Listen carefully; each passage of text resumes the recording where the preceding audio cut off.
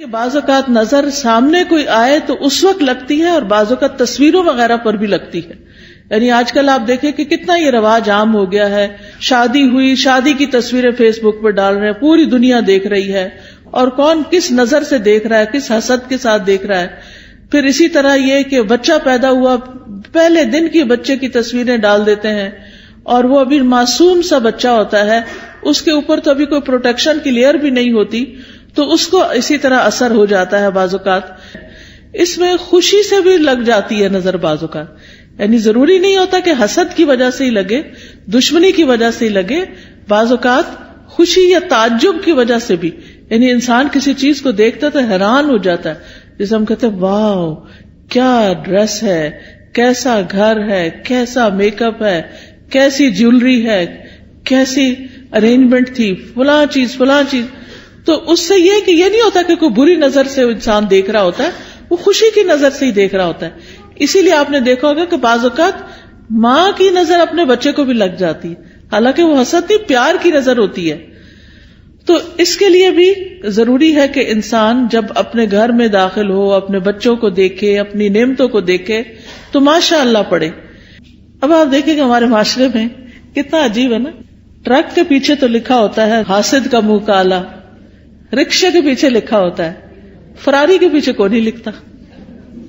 اب آپ دیکھیے کہ رکشے کو نظر لگے گی، کون لینا چاہے گا رکشا؟ دیکھو فراری کو تو لگ سکتی ہے نا نظر. بعض لوگوں نے کالے پراندے لٹکائے ہوئے ہوتے ہیں، کسی نے جوتا لٹکایا ہوا ہوتا ہے، کسی نے ہنڈیا کالی الٹی کر کے رکھی بھی ہوتی ہے. اس طرح کے عجیب و غریب کام کرتے ہیں. تو یہ چیزیں پروٹیکٹ نہیں کرتی. بعض لوگ کالا تل لگا لیتے ہیں، کچھ بچے بےچارے بڑے سامنے ہوتے ہیں تو ان کو بخل آٹے کا لگانا چاہیے تھوڑا سا کنٹراسٹ تو نظر آئے. تو یہ تل لگانے سے بھی کوئی فائدہ نہیں ہے. اور اسی طرح کچھ لوگ یعنی کہ دلہن کو تیار کر کے کوئی ایسی چیز بیچ میں ڈال دیتے ہیں کہ وہ اس کی خوبصورتی ماری جائے، تو اس سے بھی فائدہ نہیں ہوتا. نظر کا لگنا جو ہے وہ برحق ہے. نبی صلی اللہ علیہ وسلم نے فرمایا العین حق، نظر لگنا برحق ہے. نظر بد بھی حسد کی وجہ سے پیدا ہوتی ہے، اور نظر بد جو ہے وہ ایک طرح سے اس کو تیر کہا گیا. یعنی جس طرح فزیکل تیر ہوتے ہیں، ایسے ہی جو حاسد جس کے دل میں بغض اور شر ہوتا ہے، اس کی نگاہوں سے کچھ ایسی ریز نکلتی ہیں جو جا کر اس شخص کے اوپر اٹیک کرتی ہیں جس سے وہ حسد کر رہا ہوتا ہے. اگر محسود جو ہے یعنی جس سے حسد کیا جاتا ہے اس کی پروٹیکشن ہو چکی ہو، جیسے نماز کے ذریعے، دعاؤں کے ذریعے، اذکار کے ذریعے، اور خاص طور پر معوذتین جو ہیں قل اعوذ برب الفلق، قل اعوذ برب الناس، اس کے ذریعے، تو پھر وہ تیر جو ہے وہ وہی جل بھن جاتے ہیں، وہ اثر نہیں کرتے. لیکن اگر وہ شخص نعمتیں پا کر اللہ کا شکر گزار نہیں، اپنی عبادت کا دھیان نہیں رکھتا، تو وہ تیر جو ہے اس کو جا لگتے ہیں اور پھر ایسی بیماریوں کا سبب بن جاتے ہیں جن کا ریزن پتہ نہیں چلتا اور انسان مسلسل تکلیف میں مبتلا رہتا ہے. پھر اسی طرح نبی صلی اللہ علیہ وسلم نے فرمایا کہ ہر نعمت والے سے حسد کیا جاتا ہے. تو جب تم اپنے کو منصوبے بناؤ تو رازداری سے کام لو. یہ نہیں کہ پوری دنیا میں اس کی شہرت کر دو کہ میں یہ کرنے والا ہوں، میں یہ کر دوں گا، میں وہ کر دوں گا. جب انسان کچھ کر لے پھر اس کے بعد تو سب کے سامنے آ ہی جائے گا اور اس وقت تک وہ کام ہو بھی چکا ہوگا. پھر اسی طرح حدیث سے یہ بھی پتہ چلتا ہے کہ انسانوں کی موت کا سبب بھی نظر بن سکتی ہے. رسول اللہ صلی اللہ علیہ وسلم نے فرمایا اللہ کی قضاء اور قدر کے بعد نظر بد ہی میری امت کے اکثر لوگوں کی موت کا سبب بنتی ہے. یعنی بہت سے لوگوں کو بظاہر کوئی بیماری نہیں ہوتی، اچانک کوئی ہارٹ اٹیک ہو جاتا ہے، اچانک کوئی برین ہیمریج ہو جاتا ہے، اچانک ہی کوئی مصیبت آ جاتی ہے، تو اس کے پیچھے بھی نظر بد ہو سکتی ہے. اسی طرح جانوروں کی موت کا سبب بھی بن سکتی ہے. نبی صلی اللہ علیہ وسلم نے فرمایا نظر بد آدمی کو قبر میں اور اونٹ کو ہانڈی میں پہنچا دیتی ہے. یعنی بعض جانوروں کو جب نظر لگتی ہے تو تڑپ اٹھتے اور کھڑے کھڑے گر کے ختم ہونے لگتے ہیں، تو ان تک بھی یہ اثرات پہنچتے ہیں. تو نظر بد کا ایک سبب جو ہے وہ حسد ہے. اور پھر اسی طرح یہ ہے کہ دونوں کے واقع ہونے کی جگہ جو ہے، یعنی حسد دل میں ہوتا ہے اور پھر دل سے نگاہ تک اور زبان تک آتا ہے. اور بعض اوقات نگاہ سے انسان دوسرے کو نقصان دیتا ہے اور بعض اوقات زبان سے دیتا ہے. یعنی حاسد جو ہوتا ہے وہ بیٹھ کے دوسرے کی چغلی غیبت کہیں نہ کہیں کچھ نہ کچھ کرتا ہی چلا جاتا ہے. پھر اسی طرح آپ دیکھیں کہ انسانوں کی نظر بھی لگتی ہے اور جنات کی نظر بھی لگتی ہے. یہ بھی ہمارے دین نے ہمیں بتایا ہے. اور حدیث سے پتہ چلتا ہے نبی صلی اللہ علیہ وسلم انسانوں اور جنوں کی نظر سے پناہ مانگنے کے لیے مختلف دعائیں پڑھا کرتے تھے. پھر جب یہ معوذتین نازل ہوئی تو آپ صلی اللہ علیہ وسلم نے باقی چیزیں پڑھنی چھوڑ دی اور صرف معوذتین پڑھتے تھے. یعنی قل اعوذ برب الفلق اور قل اعوذ برب الناس، اور اس سے علاج کیا کرتے تھے. اور پھر یہ ہے کہ جن جو نظر لگاتے ہیں وہ انسانوں کی نظر سے بھی سخت ہوتی ہے. اور انسان تو ہمیں نظر بھی آ جاتے ہیں جب ہمیں پتہ چلتا ہے کہ فلاں شخص جو ہے وہ ہم سے حسد کرتا ہے یا ہمارے بارے میں اس طرح سمجھتا ہے تو ہم اس سے بچنے کی بھی کوشش کرتے ہیں جتنے حد تک بچ سکیں. لیکن جن تو ہمیں نظر بھی نہیں آتے ان سے کیسے بچ سکتے ہیں؟ ان سے صرف یہ ہے کہ ان دعاؤں کو صبح و شام پڑھا جائے، اذکار کو، تو اس سے انسان محفوظ رہ سکتا ہے. قرآن مجید میں آتا ہے سورۃ الکہف میں وَلَوْلَا إِذْ دَخَلْتَ جَنَّتَكَ قُلْتَ مَا شَاءَ اللَّهُ لَا قُوَّةَ إِلَّا بِاللَّهِ، اور جب تم اپنے باغ میں داخل ہوئے تو تم نے یہ کیوں نہ کہا کہ جو اللہ نے چاہا، یعنی یہ اللہ کے کرنے سے ہی سب ہوا ہے. کیونکہ حقیقت یہ ہے کہ جو بھی نعمت ہمارے پاس ہے یہ ساری کی ساری اللہ پاک کی طرف سے ہے. قرآن مجید میں آتا ہے وَمَا بِكُم مِّن نِّعْمَةٍ فَمِنَ اللَّهِ، تمہارے پاس جو بھی کوئی نعمت ہے وہ اللہ کی طرف سے ہے. ابن حجر کہتے ہیں نظر کبھی خوشی اور تعجب کی صورت میں بھی لگ جاتی ہے، اگرچہ وہ کسی محبت کرنے والے کی طرف سے ہو، اور کبھی وہ کسی نیک آدمی کی طرف سے بھی ہو سکتی. یعنی نیک آدمی کسی کی نیکی پر خوش ہو رہا ہے تو اس سے بھی ہو جاتا ہے. تو جب کسی کی کوئی چیز دیکھیں تو فوراً برکت کی دعا دے کہ اللہ ان کو برکت دے. اچھا کھانا دیکھیں، اچھا ڈریس دیکھیں، اپنے بچے کو کوئی نیکی کا، خیرات کا، صدقات کا کوئی اچھا کام کرتے ہوئے دیکھیں. اس سب چیزوں پر ہم کیوں ایسا کرتے ہیں؟ بچہ پیدا ہوتا ہے ہم کہتے ہیں مبارک دینی ہے، کوئی حج پہ جاتا ہے تو ہم واپس آتا ہے تو ہم اس کی مبارک دیتے ہیں، کسی کی شادی ہوتی ہے تو ہم مبارک دیتے ہیں، کسی کا بزنس اچھا فلرش کر جاتا ہے تو اس پہ مبارک دیتے ہیں، کبھی کسی کے جاب اچھی لگ جاتی ہے، کسی کو کوئی عہدہ ملتا ہے تو اس کو مبارک دیتے ہیں. تو ہمارے دین میں جو مبارک کا کانسیپٹ ہے اس کا مطلب یہ ہوتا ہے کہ اللہ تمہیں اس میں برکت دے اور حاسد یا خوش ہونے والے دونوں کی نظروں سے بچائے. یعنی کہ جو بری نظر سے دیکھ رہا ہے اس سے بھی بچو، اور جو اچھے خوش ہو کے اپنے ہی بہن بھائی یا اپنے ہی والدین ان کی بھی نظر سے بچ سکو. پھر اسی طرح کچھ نظریں بیمار کرنے والی ہوتی ہیں. اب آپ دیکھیں ریز کا کانسیپٹ تو آج کے دور میں بہت آسانی سے سمجھ آتا ہے. مائکرو ویو میں کیا ہے؟ ویوز ہی تو ہیں، ریز تو ہیں، وہی تو اس کھانے کو گلا کے پکا کے جلا بھی دیتی ہیں. کوئی آگ تو نہیں لگی ہوتی مائکرو ویو کے اندر، تو کیا چیز جلاتی ہے؟ ریز ہوتی ہیں. اسی طرح آپ دیکھیں ہمارے یہ ٹیلی فون وغیرہ ہیں، ان کے اندر سے بھی ریز نکلتی ہیں. تو اگر نان لیونگ تھنگس کے اندر سے ریز نکل رہی ہیں تو لیونگ تھنگس کے اندر سے بھی ریز نکلتی ہیں. انسانوں کی آنکھوں سے بھی ریز نکلتی ہیں، ان کے بھی اثرات ہوتے ہیں اور وہ بعض اوقات دوسرے کی روح کو بیمار کر دیتے. حضرت ام سلمہ کے پاس ایک لڑکی تھی جو پیلی زرد پڑی ہوئی تھی، تو نبی صلی اللہ علیہ وسلم نے فرمایا کہ اس کو نظر لگی ہے.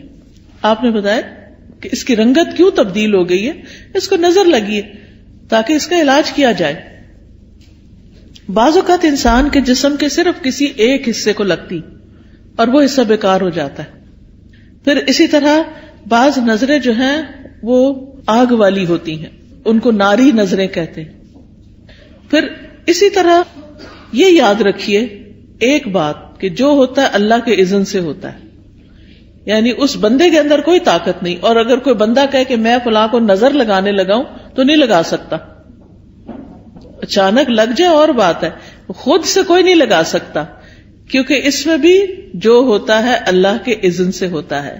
کیونکہ ہم فوراً لوگوں کو بلیم کرنے لگتے ہیں، وہ فلاں آئی تھی نا اس لیے یہ ہوا ہے، فلاں نے ایسا کیا، فلاں وہ تو ایک سبب بنا. تو لوگوں کو بلیم کرنے کی بجائے یہ سوچے یہ میری تقدیر میں تکلیف لکھی تھی اس لیے آ گئی.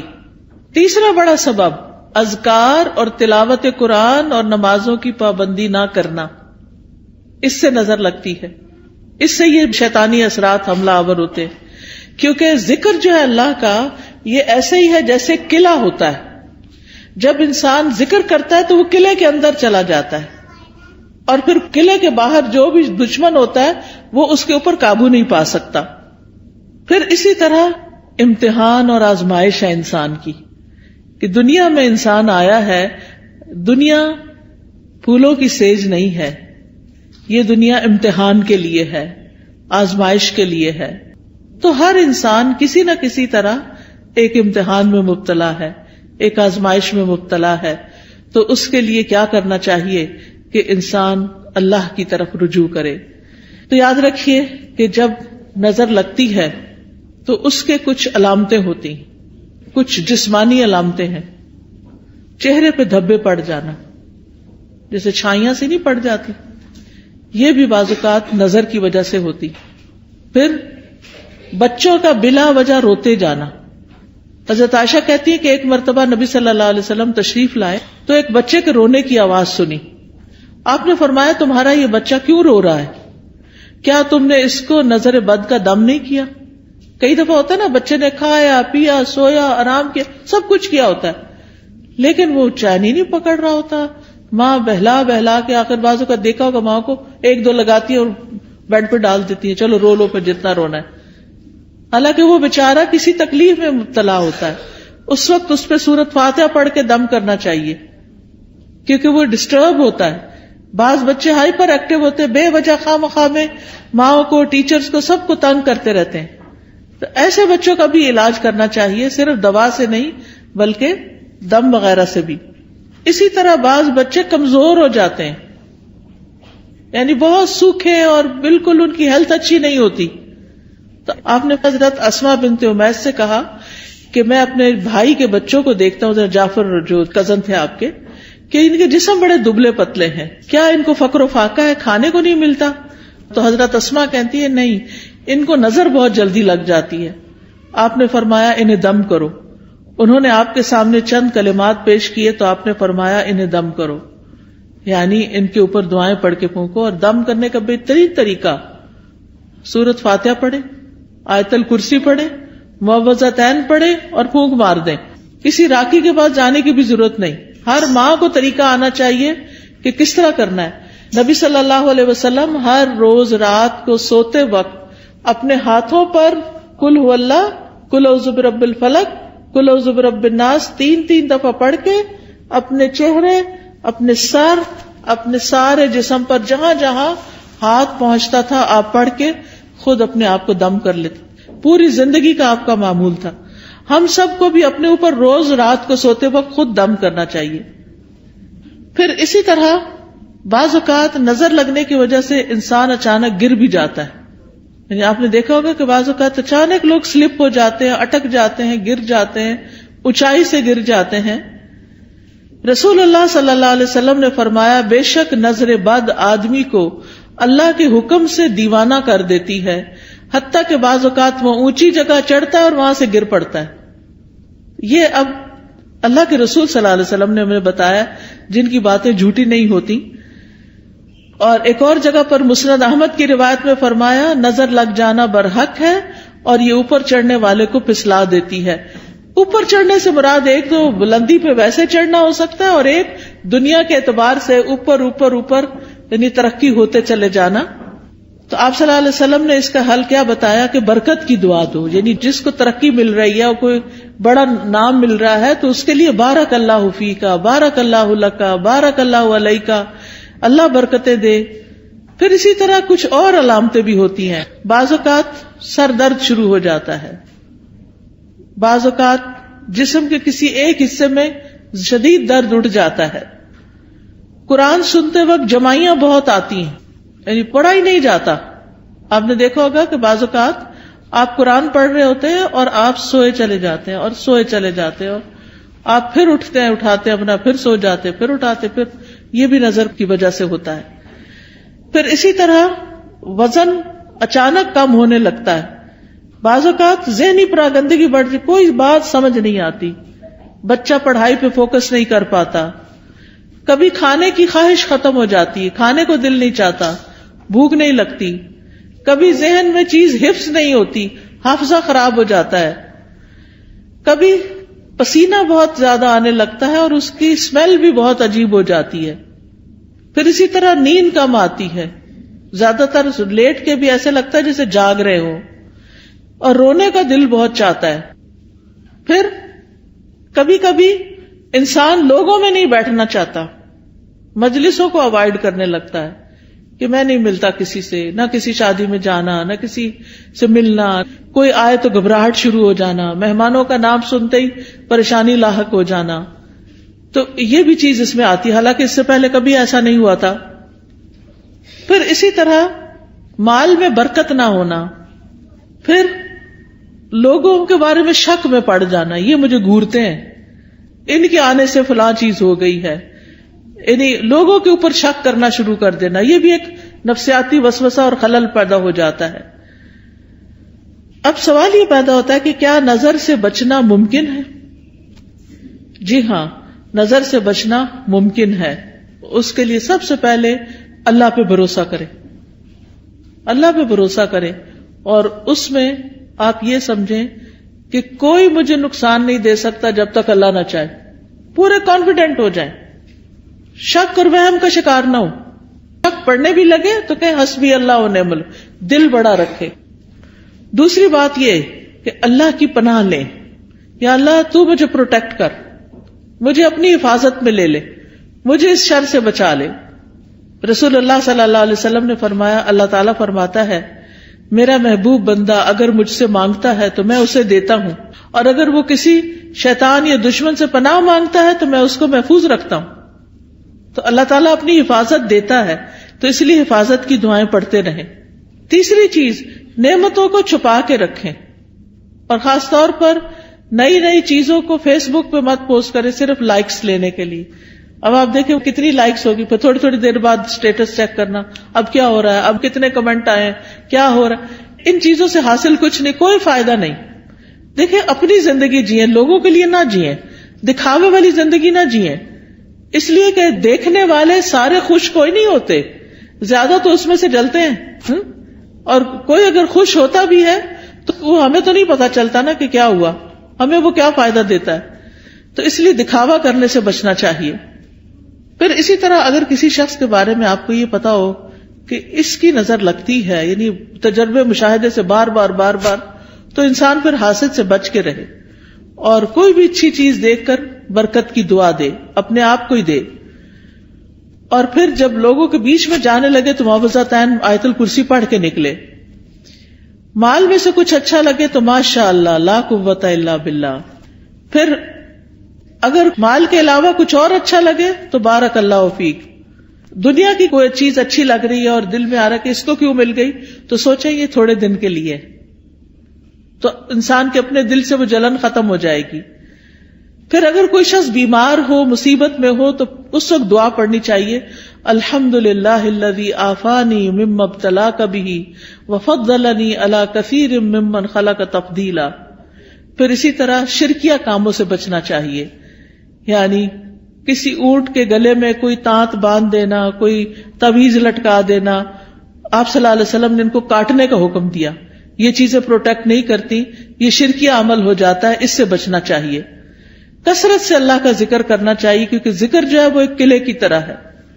پھر قرآن سے علاج کرنا چاہیے، کیونکہ قرآن شفا ہے۔ قل ھو للذین آمنوا ھدی وشفاء، کہہ دیجئے وہ ایمان والوں کے لیے ہدایت اور شفا ہے۔ وَنُنَزِّلُ مِنَ الْقُرْآنِ مَا هُوَ شِفَاء، اور ہم قرآن میں وہ چیز اتارتے ہیں جو شفا ہے۔ تو قرآن کی تلاوت، قرآن کو سمجھ کے پڑھنا، قرآن کی کچھ آیات کو پڑھنا جیسے آیت الکرسی وغیرہ ہے۔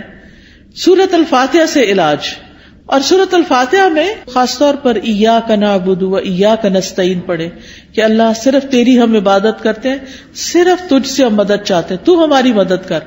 تو یہ توحید کا خلاصہ ہے، اور اس سے انسان کی اللہ تعالیٰ مدد فرماتے ہیں، یعنی سب سے بہترین وسیلہ توحید کا دے۔ اگر مرض زیادہ ہو جائے تو سورۃ البقرہ پڑھیں، تو آیت الکرسی پڑھیں، سورۃ فاتحہ پڑھیں۔ لیکن یہ جو ہم کالی مرچیں جلا کے اور ان کی دھونی دے کے اور اس طرح کے کام کرتے ہیں، یہ سنت میں کچھ ثابت نہیں ہے. پھر اسی طرح کوئی چیز گرے لگا کے باندھنی اور پہننی نہیں چاہیے، یہ بھی شرک میں شامل ہو جاتا ہے. یہ سحر کی ایک قسم ہوتی ہے. پھر اسی طرح سکینت والی آیات اور شفا والی آیات یہ سننی بھی چاہیے، اور پھر دعاؤں کے ذریعے اور دم کے ذریعے علاج کرنا چاہیے، لیکن شرکیہ دم سے بچیں. حضرت جبریل علیہ السلام جس دعا کے ساتھ نبی صلی اللہ علیہ وسلم کو دم کرتے تھے وہ دعا پڑھیں، اور وہ کیا ہے؟ بسم اللہ ارقیک من کل شیء یؤذیک من شر کل نفس او عین حاسد اللہ یشفیک بسم اللہ ارقیک. یہ انشاءاللہ کتابیں آپ کو دیکھیں گے تو ان میں یہ دعائیں لکھی ہوئی ہیں، وہ آپ کو اگر زبانی یاد نہیں تو دیکھ کے بھی پڑھ سکتے ہیں.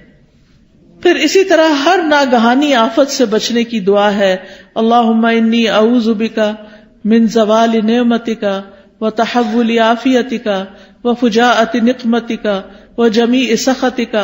اے اللہ میں تیری پناہ چاہتا ہوں اس بات سے کہ تیری کوئی نعمت چھن جائے، یا تیری دی ہوئی عافیت پلٹ جائے، یا کوئی ناگہانی عذاب آ جائے، اور تیرے تمام غصے اور ناراضگیوں سے میں تیری پناہ چاہتا ہوں. پھر بری تقدیر سے، دشمن کے خوش ہونے سے یا اللہ تو بچانا کہ ہمارے دشمن ہم پہ خوش نہ ہوں. پھر اسی طرح نظر لگنے کا ایک اور علاج غسل کرنا بھی ہے بیری کے پتوں سے. پھر اسی طرح یہ کہ جس کی نظر لگی ہو اس کا وضو کا پانی لے کے اس کو بھی جسم پر ڈالیں تو اس سے بھی نظر دور ہوتی ہے. پھر اسی طرح یہ ہے کہ اگر وہ پانی نہ دے وضو کا تو اس کا جھوٹا پانی جو ہے وہ بھی پی کر انسان کو فائدہ ہوتا ہے. پھر اسی طرح یہ ہے کہ قدرتی چیزوں سے بھی علاج کرنا چاہیے. زمزم کا پانی دم کر کے رکھ لیں اور اس کو پئیں. زمزم کے پانی سے نہا بھی سکتے، کوئی بیدبی نہیں ہے. کئی لوگ اس کو ایسے ہی سمجھتے کہ بیدبی، ایسا کچھ بھی نہیں ہے.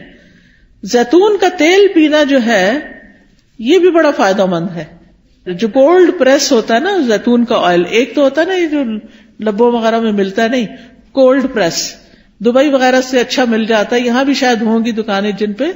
ایک ہوتا ہے ایکسٹرا ورجن، نہیں، کولڈ پریس، جسے کچی گھاڑی کا نہیں کہتے ہمارے ہاں. جیسے یہ توریا اور یہ جو سرسوں، اس کا جو کچی گھاڑی کا تیل ہوتا ہے وہ خالص ہوتا ہے، اور جو مشینی قسم کا ہوتا ہے وہ اور ہوتا ہے. تو اسی طرح کچی گھاڑی کا زیتون کا تیل جو ہوتا ہے وہ زیادہ مؤثر ہوتا ہے. تو صبح کے وقت زیتون ایک چمچہ پی لیں اٹھ کے، جیسے آپ وضو کر کے آئے، آ کے ایک چمچہ زیتون کا پیئے، پھر نماز وغیرہ پڑھے. اس کے آدھے گھنٹے تک کچھ کھائیں پیئے نہیں، اور وہ نماز وغیرہ میں ذکر اذکار میں آدھا گھنٹہ گزر جاتا ہے. نبی صلی اللہ علیہ وسلم نے فرمایا کلوا الزیت وادہنوا بہ فانہ من شجرۃ مبارکۃ. زیتون کا تیل کھاؤ بھی اور لگاؤ بھی، کیونکہ یہ مبارک درخت ہے. قرآن مجید میں اس کو مبارک درخت کہا گیا ہے. پھر جسم پر زیتون یا کلونجی کا تیل ملنا یہ بھی بیماریوں کو کم کرتا ہے. پھر اسی طرح دم کیا ہوا پانی جو ہے وہ ناک میں ڈالنا اور جھاڑنا. شہد کھانا وہ بھی علاج ہے. کلونجی کے دانے نہار منہ کھانا 3 یا 7 یا 5. تلبینہ کھانا، اس سے غم دور ہوتا ہے.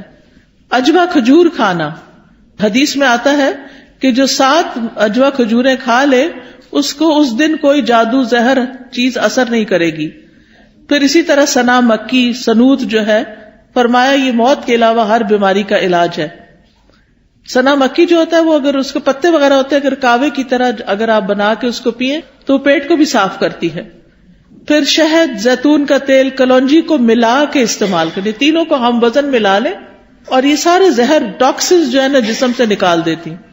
یعنی جتنا شہد ڈالیں اتنا زیتون، اتنا کلونجی کا آئل، تو ان کو ملا کر، یعنی کہتے ہیں کہ جو اگر کسی کو نظر بد ہو یا جن ہو تو یہ جسم کو پاک کر دیتی ہے یہ چیز.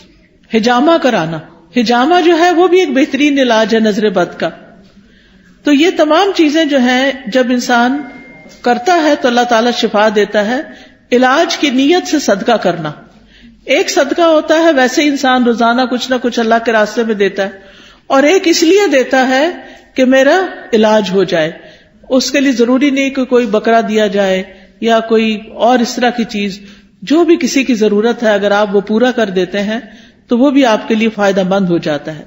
اسی طرح گھر سے ایسی چیزیں نکال دیں جس سے رحمت کے فرشتے نہیں آتے، جیسے کتا وغیرہ یا تصویریں لٹکانا، کیونکہ اس سے رحمت کے فرشتے گھر میں نہیں آتے. تو باہر رکھیں بے شک حفاظت کے لیے، لیکن کمروں کے اندر نہیں رکھے کتے وغیرہ. تو نبی صلی اللہ علیہ وسلم کے پاس جبریل علیہ السلام نے آنا تھا تو وہ نہیں آئے. آپ پریشان ہوئے تو دیکھا کہ آپ کے یعنی کہ جس کے اوپر آپ لیٹے ہوئے اس کے نیچے کتے کا بچہ تھا. جب وہ گیا تو جبریل علیہ السلام آئے، انہوں نے کہا کہ ہم ایسے گھر میں داخل نہیں ہوتے. یعنی اپنے نمازوں کی پابندی، ذکر اذکار کی پابندی، اور یہ جو طریقے میں نے بتائے ہیں انشاءاللہ یہ اختیار کریں گے تو اللہ تعالیٰ نظر بد سے محفوظ رکھیں گے اور اس کا علاج بھی ہو جائے گا. وآخر دعوانا ان الحمد للہ رب العالمین.